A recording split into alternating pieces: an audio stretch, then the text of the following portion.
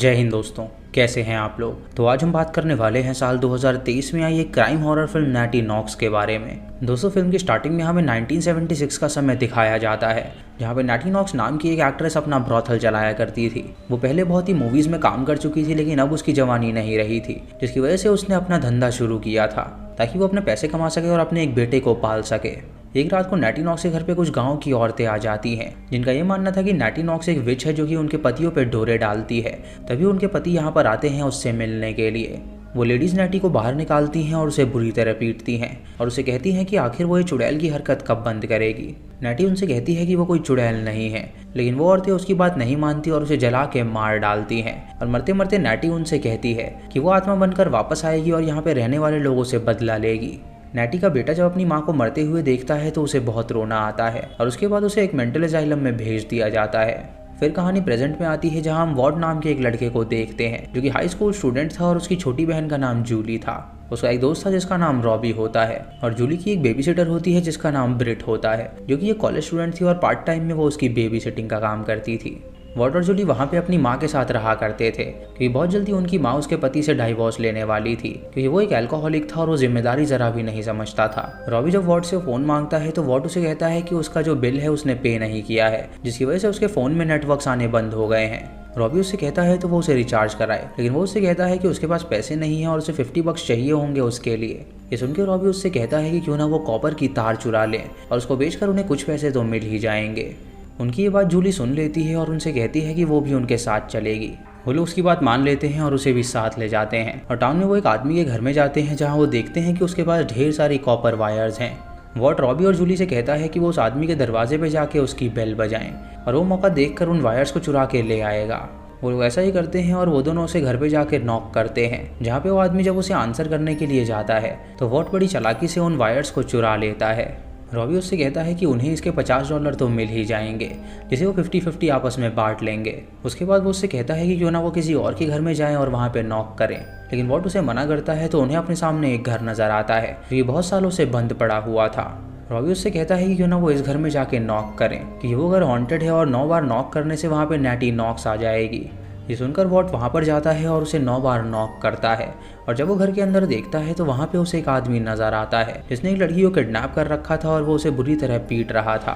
Robbie भी ये देखता है तो उसे काफ़ी ज़्यादा डर लग जाता है और वो दोनों झाड़ियों के पीछे जाके छुप जाते हैं। जब वो आदमी बाहर आता है तो उसे पता चलता है कि वहाँ पे कोई भी नहीं है, इसीलिए दोबारा अंदर चला जाता है उस लड़की को पीटने के लिए। वो लोग देखकर बहुत ज़्यादा डर जाते हैं और तुरंत वहाँ से भागने लगते हैं और वो कातिल खिड़की से उन सबको देख लेता है। लेकिन रॉबी उससे कहता है कि उन्होंने अभी चोरी करी है तो पुलिस उन्हें पकड़ लेगी, इसीलिए वो लोग पुलिस के पास हरगिज़ नहीं जा सकते।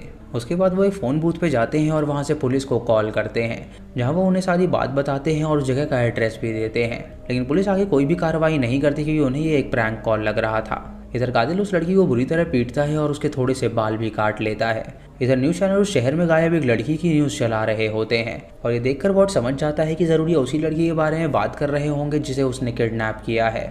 इधर वो कातिल 70s की पुरानी मूवीज़ देख रहा होता है, जहाँ पे वो क्राइम मूवीज़ देख रहा था और उसमें एक लड़की को बुरी तरह पीटा जा रहा था। ये देखकर उसे काफ़ी अच्छा लगता है और वो लड़कियों को ऐसे ही मारना चाहता था। इधर वॉट के घर में एक आदमी आता है जो कि उनका गेट खटखटाता है और वॉट और उसकी बहन को लगता है कि शायद ये वही कातिल होगा जो कि उनका पीछा करते हुए यहाँ तक आ गया है। तभी उसकी माँ जब दरवाज़ा खोलती है तो देखती है कि वहाँ पे एक पुलिस वाला है, जो कि उसकी माँ से कहता है कि यहाँ पे पड़ोसी को चिल्लाने की आवाज़ आ रही थी। उसकी माँ उसे बताती है कि उसका हस्बैंड उसके घर आया हुआ था और वो उससे डाइवोर्स लेने वाली है, तो उनके बीच बहुत ही लड़ाई हुई थी। ये सुनकर पुलिस ऑफिसर उससे कहता है कि वो अपना ख्याल रखे और उसके बाद वहाँ से चला जाता है। इधर ब्रिट अपने बॉयफ्रेंड के साथ होती है और वो दोनों मेकआउट कर रहे होते हैं, लेकिन तभी हम उनकी गाड़ी के पीछे उस कातिल को देखते हैं जो कि उन्हें देख रहा होता है। जब ब्रिट वहां से जा रही होती है तो वो ब्रिट का पीछा करता है और जब ब्रिट को एहसास होता है तो वो पीछे मुड़ के देखती है, लेकिन उसे वहां पर कोई भी नजर नहीं आता। उसके बाद ब्रिट अपने रूम में जाती है और वहाँ पे कपड़े बदलती है और वो कातिल उसे देख रहा होता है क्योंकि अगला शिकार वो उसका ही करना चाहता था। अगली सुबह रॉबी अपने स्टेप फादर से कहता है कि उसके पास एक डील है, उसके पास कुछ कॉपर वायर्स हैं और अगर वो उसे बेच सका तो उसके लिए पैसे इकट्ठे हो सकते हैं। उसका स्टेप फादर उससे कहता है कि वो उसे कॉपर दिखाए और जब वो उसे कॉपर वायर दिखाता है तो वो उससे कहता है कि वो इसके $25 उसे दे सकता है। रॉबी सुन के मान जाता है और उसका स्टेप फादर उसे पैसे देता है। उसके बाद जब वो वॉट के घर जा रहा होता है तो रास्ते में उसे एक पोस्टर लगा हुआ नजर आता है जिसमें उसी लड़की की फोटो होती है जो कि उसने उस दिन उस घर में देखी थी। वो समझ जाता है कि ज़रूर यही लड़की उस कातिल के कब्जे में है। वो वॉट को इस बारे में बताता है तो वॉट उससे कहता है कि उसने पुलिस को इन्फॉर्म तो किया था, लेकिन लगता है कि पुलिस वालों ने उनकी बात नहीं सुनी। उसके बाद वो लोग उस घर के बारे में सर्च करने लगते हैं, जहाँ उन्हें पता चलता है कि सालों पहले वो घर बंद कर दिया गया था। रॉबी को लगता है कि अब उसे ही कुछ करना पड़ेगा, इसीलिए वो उस घर के बाहर एक बॉल फेंकता है जिसके ऊपर एक चिट लगी हुई थी। और जब वो कातिल उस चिट को पढ़ता है तो उसमें लिखा होता है कि वो जानते हैं कि उसने क्या किया है। तभी वो उस बॉल को उठाता है और देखता है कि उसके ऊपर फिंगरप्रिंट्स हैं। अगले दिन रॉबी जब स्कूल जाता है तो वो वॉट से कहता है कि वो चिंता ना करे, वो कातिल अब तक डर गया होगा। लेकिन तभी उसे याद आता है कि उस बॉल पे उसके फिंगरप्रिंट्स छूट गए होंगे। इधर हम उस कातिल को देखते हैं जिसने पुलिस की ड्रेस पहनी हुई थी और इससे हमें पता चलता है कि वो कातिल एक पुलिस वाला है। वो बड़ी चालाकी से उन फिंगरप्रिंट्स को निकाल लेता है ताकि वो अपनी टीम को उसे दे सके और उसे पता चल सके कि आखिर वो कौन था। इधर वॉट अपनी माँ के ऑफिस में जाता है क्योंकि वो एक रियल एस्टेट एजेंट थी। वो वहाँ पे उस घर की फाइल चेक करने लगता है जिसमें वो कातिल रहता है, लेकिन तभी वहाँ पे उसकी माँ का मालिक आ जाता है जो कि उसके हाथ में वो फाइल देखकर उससे पूछता है कि आखिर उसे इसके बारे में क्या जानना है। मैट उसे कहता है कि वो स्कूल प्रोजेक्ट के लिए इस घर के बारे में कुछ जानना चाहता है, तो बंदा उसे अपने ऑफिस में ले जाता है और उस घर की कहानी बताने लगता है। वो उससे कहता है कि वो घर नैटी नॉक्स का हुआ करता था जो कि उस जमाने की बहुत बड़ी एक्ट्रेस हुआ करती थी। उसने कई सारी फिल्मों में काम किया था और वो सारी हॉरर फिल्में थी, लेकिन जब उसकी खूबसूरती धीरे धीरे ढलने लगी तो डायरेक्टर्स ने उसे फिल्मों में लेना बंद कर दिया। उसका एक बच्चा भी था और वो सिंगल मॉम थी, इसीलिए उसे अपने बच्चे को पालना था और उसने अपने आप को बेचना शुरू कर दिया। उसने अपने घर को ही ब्रॉथल बना रखा था और हर कोई वहाँ पे आता था उससे मिलने के लिए, जिससे इस गांव की औरतें बहुत ही परेशान हो गई थी। और एक दिन गांव की औरतों ने उसे जलाकर मार डाला और उसके बेटे को उन्होंने मेंटल अजाइलम में भेज दिया, जहाँ पे शॉक लगने की वजह से उसकी मौत हो गई थी। वॉट ये कहानी सुन के हैरान हो जाता है और उसे उस घर के अतीत के बारे में पता चल जाता है। वो उसके बेटे की ग्रेव के पास भी जाता है देखने के लिए कि वो सच में मरा है या नहीं, और उसे उस ग्रेवयार्ड में उसकी ग्रेव मिलती है जिससे पता चल जाता है कि वो मर चुका है।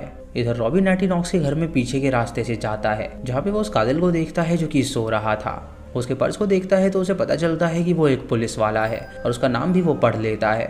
उसके बाद वो उस बॉल को ले जाता है जो कि उसने वहाँ पे फेंकी थी, और जब वो एक गेट की तरफ देखता है तो वहाँ पे उसे नैटी नॉक्स की आत्मा नजर आती है, जिसे देखकर वो बहुत डर जाता है और वहाँ से भाग निकलता है। कुछ देर बाद उस घर में उस रियल एस्टेट का मालिक आता है कि उसे नैटी नॉक्स की बहुत ज़्यादा याद आ रही थी और वो नैटी नॉक्स का उस समय कस्टमर रह चुका था। वो जब उसके घर में जाता है तो वो याद करता है कि वो कैसे नैटी नॉक्स से मिलने आया करता था। जब वो ऊपर जाता है तो देखता है कि वहाँ पे वो कातिल मौजूद है और वो उससे पूछता है कि आखिर वो यहाँ पर क्या कर रहा है। वो कातिल उससे कहता है कि शायद वो उसे भूल गया है, लेकिन तभी वो बूढ़ा आदमी उसे नैटी नॉक्स के बेटे के नाम से पुकारता है और वो समझ जाता है कि ये उसका बेटा है जो कि यहाँ पे रह रहा है। वो उससे पूछता है कि आखिर वो जिंदा कैसे बच गया, तो वो एक रॉड उसकी छाती में घुसा देता है जिससे उस बूढ़े आदमी की मौत हो जाती है। अगले दिन वो कातिल पुलिस स्टेशन में जाता है और वहाँ पे वो अपने फॉरेंसिक टीम वाले दोस्त से कहता है कि उसे एक फिंगरप्रिंट निकलवाना है तो वो उसका आइडेंटिफिकेशन उसे दे दे। उसका दोस्त राजी हो जाता है और उस फिंगरप्रिंट की आईडी निकालने लगता है। जब कातिल वहाँ से जा रहा होता है तो रास्ते में उसे ब्रिट मिल जाती है जो कि उससे कहती है कि वो यहाँ पे एक रिपोर्ट लिखवाने के लिए आई है। उसे देखकर वो उसे किडनैप करना चाहता है और उसे अपने साथ ले जाता है, लेकिन तभी वहाँ पे एक डिटेक्टिव आ जाता है जो कि उसे रोक लेता है और ब्रिट से कहता है कि वो उसके साथ है क्योंकि वो उसकी कंप्लेन लिख रहा है। जब वो ब्रिट से सारी बात पूछता है तो ब्रिट उसे बताती है कि वो जिन बच्चों को बेबीसिट करती है उन्होंने यहाँ पे एक इंसिडेंट देखा था जहाँ पे नैटी नॉक्स के घर में एक आदमी था जो कि एक लड़की को प्रताड़ित कर रहा था। वो इंस्पेक्टर उससे कहता है कि वहाँ तो कोई भी नहीं रहता, तो ब्रिट उससे कहती है कि उन बच्चों का कहना है कि वो लोग बिल्कुल 100% श्योर हैं, जो उन बच्चों ने देखा वो सारी बातें उन्हें बता रही है।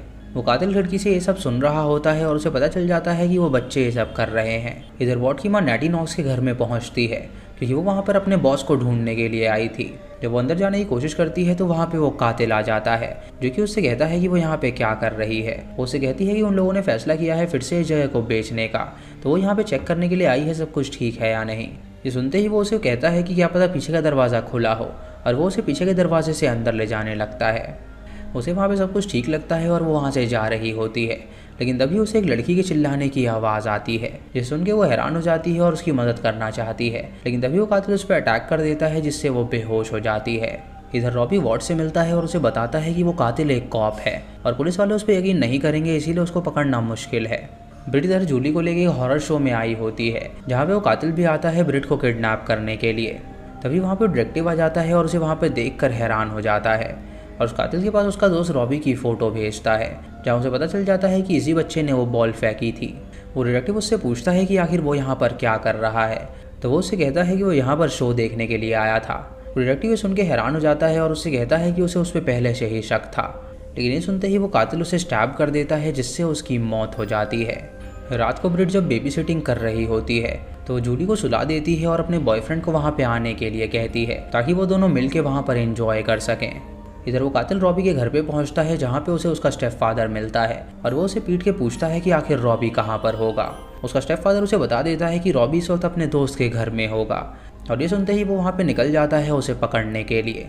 इधर वॉट अपनी माँ के ऑफिस में होता है और वो वहाँ पे नैटी नॉक्स के बारे में पढ़ रहा था। वहीं पे उसे एक फ़ोटो मिलती है उसके बेटे की, जो कि मेंटल अजाइलम में था और उसके मुंह पे पट्टी लगी हुई थी। जब वो ध्यान से देखता है तो उसे पता चलता है कि वो उसका बेटा है ही नहीं, यानी कि जो इंसान मारा गया था वो कोई और था, और उसका बेटा वो पुलिस वाला है जो कि उस इंसान का आइडेंटिटी लेके वहाँ पे रह रहा है। इधर ब्रिट जब तैयार हो रही होती है तो उसके दरवाजे पे कोई दस्तक देता है, और जब वो वहाँ पर जाती है तो वो देखती है कि वो कातिल है जो कि उस पर हमला कर देता है। जूली जब उसके चिल्लाने की आवाज़ सुनती है तो वो छुप जाती है, और तभी वॉट भी वहाँ पर आ जाता है और वहाँ पे छुप जाता है। वो कातिल ब्रिट को किडनैप कर लेता है और उसे अपनी गाड़ी की डिक्की में डाल देता है, जहाँ ब्रिट देखती है कि उसके बॉयफ्रेंड की लाश वहाँ पे पड़ी हुई है, यानी कि उस कातिल ने उसके बॉयफ्रेंड को मार डाला था। उसके बाद वो उसे किडनैप करके अपने घर में ले जाता है, और वॉट और रॉबी उसका पीछा करने लगते हैं ताकि वो उसे सबक सिखा सकें। जब वो दोनों उसे घर में पहुंचते हैं तो वो उसे ढूंढने लगते हैं, और वहाँ पे रॉबी का स्टेप फादर भी आ जाता है उनकी मदद करने के लिए। वो कातिल ज़बरदस्ती ब्रिट को अपनी माँ की मूवी दिखा रहा होता है, और जब ब्रिट उसकी माँ की मूवी देखती है तो हम देख पाते हैं कि वो पोजेस्ड हो चुकी है। तभी वहाँ पर वो सभी आ जाते हैं जो कि उस कातिल पे हमला कर देते हैं, और वॉट अपनी माँ को जब छुड़ाता है तो उसकी माँ उसकी गन उठा लेती है, जो कातिल पे पॉइंट करके उसे शूट कर देती है, जिससे वो मारा जाता है।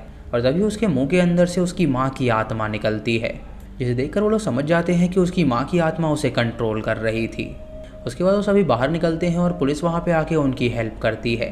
कुछ देर बाद वो लोग रियलाइज़ करते हैं कि ब्रिट उनके बीच मौजूद ही नहीं है। हम ब्रिट को देख पाते हैं जो कि उसकी माँ की तरह ही सज रही थी, लेकिन उसकी माँ की आत्मा ने उसे पोजेस कर लिया था, और वो बेड के नीचे जाके गायब हो जाती है, और इसी के साथ ये मूवी यहीं पर ख़त्म हो जाती है।